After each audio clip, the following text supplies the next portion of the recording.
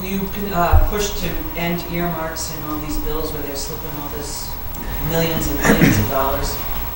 There was a vote earlier this week that I would have voted for that all but 7 Democrats voted against, that would have put a moratorium on earmarks and a commission to look at the whole practice of earmarks and how, if they should continue in the future, and if they should continue in the future, how to do so. And until such time as that commission reported back to Congress, there would be no more earmarks, a total moratorium. I would have supported that, hands down. When I was in Congress, the whole issue of earmarks were starting to bubble up.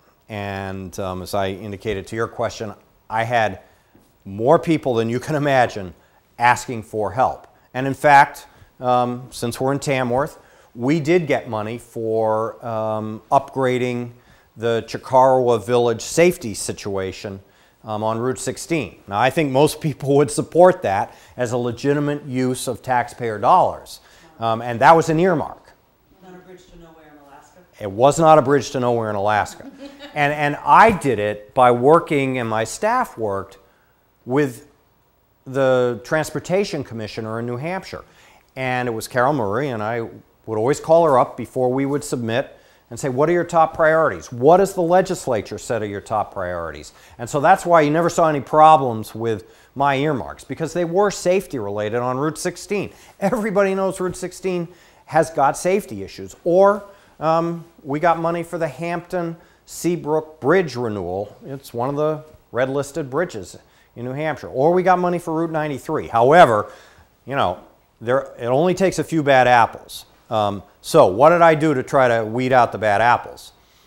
I supported legislation that would have demanded an up or down vote on every earmark that somebody raised a question about, number one, and would have put the member of Congress's name attached to the funding request. So you would have known that Jeb Bradley was getting money for Tamworth, and you would have said, okay, Jeb, that's good, that's bad, you know, or whatever, but you would have known who it was. And letting the sun shine with that kind of transparency would solve a lot of problems. Now, we finally were able to get some votes on some earmarks.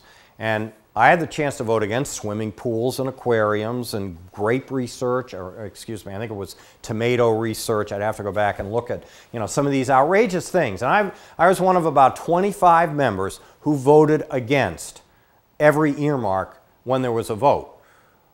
And contrast that, because you asked me, there have been about 50 or 60 earmark votes earlier this year. Carol Shea Porter has voted for all of them. And some very questionable things, a zoo in Houston, a prisons museum in Kansas, rodent research in Alaska. I mean, really, they may be worthy, but they should be funded, you know, not with your taxpayer dollars. So if I go back to Congress, I'm going to push for, if not an elimination of earmarks, at least a much more transparent process of earmarking. And I think at the end of the day, we should really be reducing dramatically the number of earmarks. Even though, you know, I think if you looked at the things that I earmarked, you'd say, yeah, okay, Jeb got money for the Elliott Hospital in Manchester. Well, that serves, you know, our healthcare needs in New Hampshire, or a community health center in Newmarket. That serves our healthcare needs. But it wouldn't break my heart to see them eliminated. And then you'd know that some of the shenanigans that are going on with regard to some of the ethical issues involving earmarks and trading earmarks for all kinds of favors aren't happening. And that's, to me, the bigger problem.